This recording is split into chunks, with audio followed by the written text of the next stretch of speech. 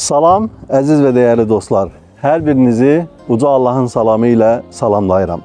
Əziz dostlar, yenə mənəvi səyahət kitabı ilə hüzurunuza gəlmişik. Çıxdığımız yollar həmişə mənəviyyatla dolu olsun. Əgər bir yolda mənəviyyat yoxdursa, bir yolda Allahın sevgisi yoxdursa, o yolun həm önü, həm sonu, həm ortası zülmət qaranlıqlarla demək ki, doludur.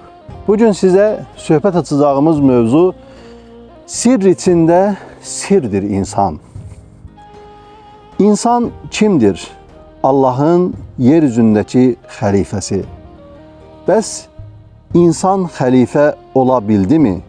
Bəlkə də xəlifə ola bilmək onun ən böyük arzusu idi.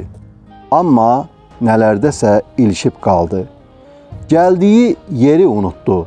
Mənadan qopdu, maddiləşdikcə maddiləşdi.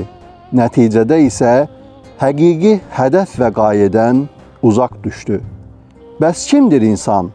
Yerə və göylərə sığmayacaq, ərşi qəlbində daşıyan, cismi yerdə gəzib, ruhu səmalarda pərvaz edən, ona şah damarından da yaxın olan, Rəbbin yaxınlığını duyan, onda yox olan, yoxluğu ilə varlığına can qatan, canını haqqın yolunda fəda edən varlıqdır insan. İnsan kimdir? Özü sir, sözü sir, rəngi sir, ətri də sirdir. Bəs insanın sirri nədir? Sirr içində sirdir insan.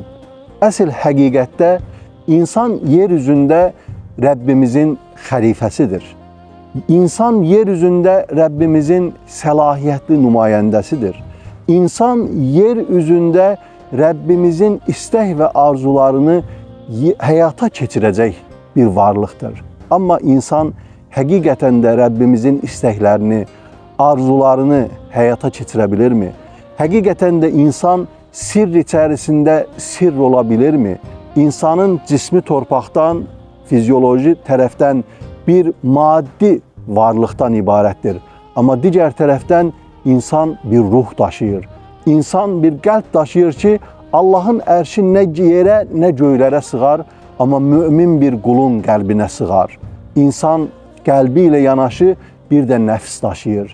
İnsan nəfsi ilə yanaşı bir də sir daşıyır ki, elə əslində insan kimdir? Sirr içərisində sirdir insan. İnşallah növbəti söhbətlərdə görüşmək ümidi ilə.